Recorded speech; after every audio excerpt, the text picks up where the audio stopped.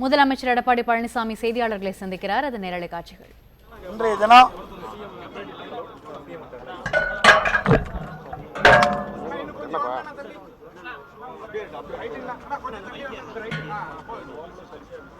மாவட்ட ஆட்சியாளர்கள் மற்றும் மாநகராட்சி ஆணையாளர்களை சந்தித்து கோடை காலத்தில் ஏற்படுகின்ற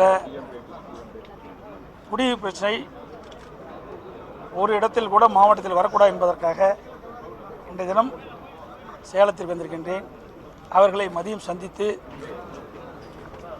கோடை காலத்தில் எல்லா பகுதிக்கும் தங்குதடை இன்றி பாதுகாக்கப்பட்ட குடிநீர் வழங்க வேண்டும் என்று ஆலோசனை வழங்குவதற்காக இன்றைய தினம் வந்திருக்கின்றேன். இப்போ தேர்தல், நாடாளுமன்ற தேர்தல் இன்னைக்கு பாமகவும் நீங்களும் சேர்ந்து முதல் கட்டமாக ஒரு ஆலோசனை கூட நடத்தி, அதாவது முதல் கட்டம் இல்லை, நான் தான் சொல்கிறேன், தேர்தல் வந்துட்டால் அதிகாரிகளாம் அழைச்சி பேச முடியாது. கோடை காலம் பருவமழை சரியாக பொழியாத காரணத்தினால நம்முடைய மாவட்டத்தில் பல இடங்களில் குடிநீர் பிரச்சனை ஏற்படும் என்று என்னுடைய கவனத்திற்கு வந்த காரணத்தினாலே இந்த கோடை காலத்தில் அனைத்து பகுதி மக்களுக்கும் தங்குதடையின்றி பாதுகாக்கப்பட்ட குடிநீர் வழங்க வேண்டும் என்ற அடிப்படையிலே இன்றைய தினம் சேலம் வந்திருக்கின்றேன். இந்த வந்திருக்கின்ற நிகழ்ச்சியில் அவர் தகவலை தெரிந்து கொண்டு முதலாக கூட்டணி அமைச்ச பிறகு நான் சேலத்திற்கு வருகின்ற காரணத்தினால மரியாதைக்குரிய பாட்டாளி மக்கள் கட்சியுடைய தலைவர் ஜி கே மணி அவர்களும் பாட்டாளி மக்களுக்கு சேர்ந்த முன்னாள் சட்டப்பேரவை உறுப்பினர்கள், மாநில நிர்வாகிகள், மாவட்ட நிர்வாகிகள் மற்றவரும் பாட்டாளி மக்களுக்கு சேர்ந்த பல்வேறு அமைப்பைச் சேர்ந்தவர்களும் எனக்கு மரியாதை நிமித்தமாக என்னை சந்திப்பதற்காக வந்து மரியாதை செலுத்தியிருக்கின்ற ஒழிய முதற்கூட்டம் அல்ல. இது தற்செயலாக நான் இந்த நிகழ்ச்சியில் பங்கு பெறுவதற்கு சேலம் மாவட்டத்திற்கு வந்த பொழுது நான் முதலாக வந்த காரணத்தினாலே முதல் கூட்டணி அமைச்சு நம்முடைய மாவட்டத்துக்கு வருகின்ற காரணத்தினால பாட்டாளி மக்கள் கட்சியை சேர்ந்த நிர்வாகிகள் என்னை சந்தித்து சென்றிருக்கிறார்கள். கூட்டணி வந்து இழுபறியாவே இருக்கு. நேத்தி கூட பிரேமலதா அவர்கள் வந்து 37 எம்பிக்களும் ஒண்ணுமே, அதாவது நீங்க எல்லா பத்திரிகையிலும் ஊடகங்களும் பார்த்தா கூட இழுபறின்னு சொல்றீங்க. அப்படியெல்லாம் கிடையாது. ஒவ்வொரு கட்சிக்கும் ஒரு நிலைப்பாடு இருக்குது. ஒவ்வொரு கட்சிக்கும் ஒரு நிலைப்பாடு இருக்குது. அந்த நிலைப்பாட்டில் அவர்கள் இருக்கிறாங்க. யாரும் இழுபறியெல்லாம் கிடையாது. கூட்டணி பேச்சுவார்த்தை நடத்திட்டு இருக்கும்போது அவங்க 37 எம்பிக்களும் ஒண்ணுமே செய்யல அப்படின்ற மாதிரி அவங்க ஒரு பேச்சுவார்த்தை அவங்க பேசுறாங்க. அது தவறாக? அதான் நீங்கள் குண்டம் கொண்ட கேள்வி கேட்குறீங்க. அதெல்லாம் இல்லை. அதாவது நல்லா நீங்கள் கேள்வி கேட்குறதுக்கு தயாராக இருக்கிறேன், நான் பதில் சொல்கிறதுக்கு நாங்கள் தயாராக இருக்கிறோம். அதாவதுங்க, எதிர்கட்சியாக இருக்கும்போது பல்வேறு விமர்சனங்களை வைப்பார்கள். கூட்டணி அமைக்கின்ற பொழுது தான் ஒருமித்த கருத்து ஏற்படும். இன்றைக்கி திராவிட முன்னேற்ற கழகம் இருக்குது. அந்த தலைமையில் அமைக்கப்பட்ட கூட்டணியில் வைகோ இருக்கார். எந்த அளவுக்கு திமுக வசப்பாடுனார் உங்களுக்கு தெரியுமா? இப்போ எந்த அளவுக்கு பூழ்ந்து பேசுகிறாரு. பத்திரிகையில் போட மாட்டேங்கிறீங்க, தொலைக்காட்சியில் காட்ட மாட்டேங்கிறீங்க, எங்களை மட்டும் கேள்வி கேட்குறீங்க. ஆக அதோட யாருமே பேசியிருக்க மாட்டாங்க. கூட்டணி பேச்சுவார்த்தைக்கு வந்துட்டு இருக்கும்போது இந்த வார்த்தை சொன்னதுனால அந்த கேள்வி அப்படியெல்லாம் கிடையாது.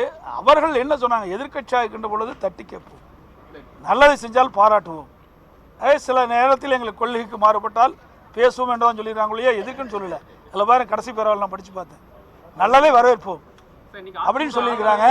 அதனால இது நாடாளுமன்ற தேர்தல், இது வந்து சட்டமன்ற தேர்தல் கிடையாது. இது மத்தியிலே ஆட்சியில் யார் வர வேண்டும் என்பதற்காக அமைக்கப்பட்ட தேர்தல். எனவே அந்த தேர்தலில் எங்களை பொறுத்த வரைக்கும் எங்களுடைய கூட்டணி அமைக்கின்ற நோக்கமே, இந்தியா மிகப்பெரிய ஜனநாயக நாடு, 130 கோடி மக்கள் கொண்ட மிகப்பெரிய நாடு. இந்த நாட்டிற்கு பிரதமராக வரீங்க ஒரு வலிமையான, திறமையான, அனுபவமிக்க ஒருவர் பதவியேற்க வேணும். அது எங்களுடைய நோக்கம். அந்த அடிப்படையில் ஒரு நாட்டினுடைய பாதுகாப்பை கருதி மக்களுக்கு யார் பாதுகாப்பாக இருப்பார்கள், யார் பிரதமராக வந்தால் சிறப்பான பாதுகாப்பை தர முடியும் என்ற எண்ணத்தின் அடிப்படையிலே பாரதிய ஜனதா கட்சி சேர்ந்த மாண்புமிகு பாரத பிரதமர் நரேந்திர மோடிஜி அவர்கள் வந்தால்தான் இந்த நாடு பாதுகாப்பாக இருக்கும் என்று நாங்கள் எங்களுடைய எண்ணத்திலே தோன்றிய காரணத்தினால், எங்களுடைய நிர்வாகிகளும் தொண்டர்களும் எண்ணிய காரணத்தினால் அனைத்து இந்திய அண்ணா திராவிட முன்னேற்ற கழக தலைமையிலே பல்வேறு கட்சிகள் இன்றைக்கு இணைந்திருக்கின்றன. பாட்டாளி மக்கள் கட்சி முதலாக எங்களோடு தோழமை கொண்டது. அதற்கு பிறகு பாரதிய ஜனதா, அதுக்கு பிறகு புதிய தமிழகம், இன்னும் பல்வேறு கட்சிகள் எங்களோடு கூட்டணியிலே இடம்பெற இருக்கின்றன. அனைத்து இந்திய அண்ணா திராவிட முன்னேற்ற கழக தலைமையிலே மிகப்பெரிய மெகா கூட்டணி அமைத்து நாடாளுமன்ற பொதுத் தேர்தலிலே அதிக இடங்களில் நாங்கள் வெற்றி பெறுவோம். தலைமைச் செயலகத்தை கட்சி அலுவலகமா மாத்திட்டாரு. நேத்திக்கு வந்து KC பழனிசாமியை தலைமைச் செயலகத்துல வச்சு இணைச்சிருக்காங்க. இது கட்சி அலுவலகமா மாத்திட்டாங்கன்னு சொல்லி ஆளுநர்கிட்ட இன்னைக்கு திமுக சார்பில் ஒரு புகார் கொடுத்துருக்காங்க. இப்பொழுதும் பொய் புகார் கொடுப்பதுதான வேலை. ஏங்க ஒரு நாடாளுமன்ற முன்னாள் நாடாளுமன்ற உறுப்பினர் எங்க எந்த பட்சியில் எந்த கட்சி பத்திரிகையில் அவரை கட்சியில் சேர்த்தாலும் வந்திருக்குது? எந்த கட்சி பத்திரிகை கொடுத்தோம்? நாங்கள் பேட்டி கொடுத்தோமா? நாங்கள் ஏதாவது தகவல் கொடுத்தோமா? இவர்களுக்கு ஏதாவது ஒரு தீனி வேணும். உங்களை போல் இருக்கின்ற பத்திரிகையாளர்களுக்கு பேட்டி கொடுக்கணும், பத்திரிகை செய்தி வரணும், ஒரு தவறான செய்தி கொண்டு வருவதற்காக இந்த மாதிரி நிகழ்ச்சி. அவர் ஏற்கனவே ஒரு நாடாளுமன்ற பணியாற்றியவர், எங்களை வந்து சந்திக்கிறார். அதில் என்ன தவறு இருக்குது? எதிர்க்கட்சி தலைவர் கூட ஸ்டாலின் கூட சந்திச்சுட்டு தான் போனார். எவ்வளோ தூரம் செஞ்சுருக்காங்க? கோரிக்கைகள் எதிர்க்கட்சியாக இருந்தாலும் சரி இல்லை பொதுமக்களாக இருந்தாலும் சரி, அந்த பொதுமக்கள் ஒரு முதலமைச்சரை சந்திப்பதற்கு அனைத்து உரிமையும் இருக்குது. அந்த உரிமையின் அடிப்படையிலே எங்களை வந்து சந்தித்தார். எங்களிடத்தில் சில கோரிக்கைகளை வச்சிருக்கிறார். அந்த அடிப்படையில் தான் சந்தித்தார் ஒழிய கட்சி நீதியாக கிடையாது. நாங்கள் கட்சியில் எங்கே இணைஞ்சணும்? எந்த பத்திரிகையில் வந்திருக்குது? நாங்கள் கொடுத்துருக்குறோமா? இவராக ஒரு கற்பனையை தேடிக்கிறாங்க, எப்படியாவது இந்த கட்சி மீது பழி சுமத்தணும். அதில் தான் இருக்கிறாங்களே ஒழிய வேறு ஒன்றுமே அதில் கண்டுபிடிக்க முடியாது. ஊத கண்ணாடி வச்சு தேடி தேடி பிடிச்சா கூட கண்டுபிடிக்க முடியாது. ஏன் எங்களுக்கு அவ்வளோ பெரிய கட்சி அலுவலகம் இருக்குது, நாங்கள் கட்சியில் சேர்த்த மாட்டோமா கொண்டு போய்? அதே எங்களுக்கு இடம் இருக்கின்றது. நாங்கள் கட்சியில் யார் வந்தாலும் அங்கே சேர்ப்பதற்கு அங்கே தான் அழைத்து கொண்டு சேர்ப்போம். அதில் எந்த வித மாறுபட்ட கருத்தும் கிடையாது. அவர் தவறான கருத்தை செஞ்சிருக்கிறாங்க. அதாவது நாங்கள் தான் சொல்கிறோமே, இன்னும் சில கட்சிகள் எங்களோடு வந்து அணிய இருக்கிறாங்க. அதில் எந்த மாறுபட்ட கருத்தும் கிடையாது. அவர் தான் ஏற்கனவே அந்த நம்முடைய தேமுதிகவுடைய பொறுப்பாளர் சுதீஷ் அவர்கள் அழகாக சொல்லிக்கின்றார். உங்களுடைய பத்திரிகையிலையும் உங்கள் கூடத்தில் நானும் பார்த்தேன். அதுதான் தேமுதிக கூட்டணி சேர முடியாம திமுக வந்து வியோகம் வைக்கணும்னு நினைக்கிறீங்களா? இது தேவையில்லாத கேள்வி. அது அவையில் தான் கேட்டுக்கிறேன். 7 பேர் விடுதலைக்கு சொல்லி இன்னைக்கு மனித சங்கிலி போராட்டம் கூட நடத்துறாங்க. அதாவது எங்களுக்கு என்ன அதிகாரம் இருக்குதோ அந்த அதிகாரத்தின்படி நாங்கள் செயல்பட்டு விட்டோம். இன்றைக்கு எண்ணி பாருங்க, எவ்வளோ நாள் அவர்கள் சிறையில் இருக்கிறாங்க. திராவிட முன்னேற்ற கழக ஆட்சி இருந்தது. எப்போதாவது அவர்கள் வந்து பரவல் விட்டுறதுக்கு முயற்சி செஞ்சாங்களா? பரவல் விட்டாங்களா?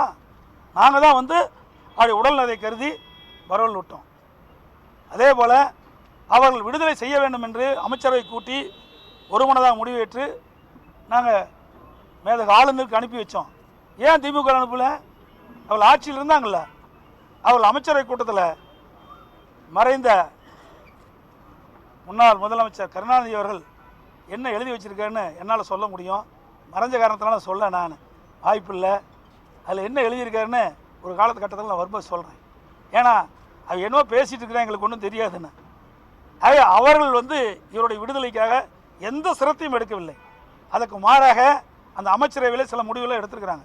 அது ரிக்கார்ட்லேயே இருக்குது. அமைச்சரவை கூட்டத்திலே பதிவு செஞ்சுருக்கிறாங்க. ஒருவரை மட்டும் விடுதலை செய்ய வேண்டும் என்று அந்த அமைச்சரவை கூட்டத்திலே முடிவு எடுத்து அதை கைப்பட எழுதியிருக்காங்க. மறைந்த திராவிட முன்னேற்ற கழகத்துடைய தலைவர் முதலமைச்சராக இருந்த காலகட்டத்திலே எங்களை பற்றி பேசுவதற்கு எந்தவித அருகதையும் தகுதியும் அவர்கள் கிடையாது. நாங்கள் மனப்பூர்வமாக அவளை விடுதலை செய்ய வேண்டும் என்று கருதி நாங்கள் அமைச்சரவையில் முடிவு வேண்டி அவள் விடுதலை செய்வதற்காக ஒருமனதாக முடிவு செய்ய அமைச்சர் கூட்டத்திலே நிறைவேற்றி மேதகு ஆளுநருக்கு அனுப்பி வச்சிருக்கிறோம். அதே போல் அவள் உடல்நிலை சரியில்லாத பொழுது எங்களுடைய அவருடைய தாயார் இடத்திலே மனு கொடுத்த பொழுது அவருக்கு பரவல் விட்டோம். மீண்டும் அதை எக்ஸ்டென்ஷன் பண்ணணும்னு சொன்னாங்க, அதையும் நாங்கள் கொடுத்தோம். ஆகவே நாங்கள் அவளுக்கு உதவி செய்து கொண்டிருக்கின்றோம். வேண்டுமென்றே சில பேர் அரசியல் ஆதாயம் தேடுவதற்காக கீழ்த்தரமான அரசு செய்கிறார்கள்.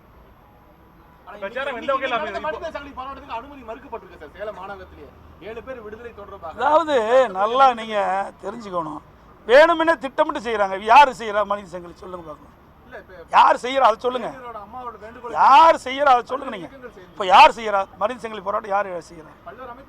எந்த அமைப்பு செய்தா சொல்லுங்க. நீங்க யாரோட கூட்டணி இருக்கிறாங்க? ஏன் அவரெல்லாம் ஆளுங்கிற போது ஏன் கேட்கல கேள்வி? இப்போ மட்டும் எங்களை கேள்வி கேட்குறீங்களே. நாங்கள் வந்து அமைச்சரவை கூடி முடிவெடுத்து இப்போ மேலே ஆளுங்க அமைச்சிட்டோம். அவர்கிட்ட அதிகாரம் இருந்ததில்ல.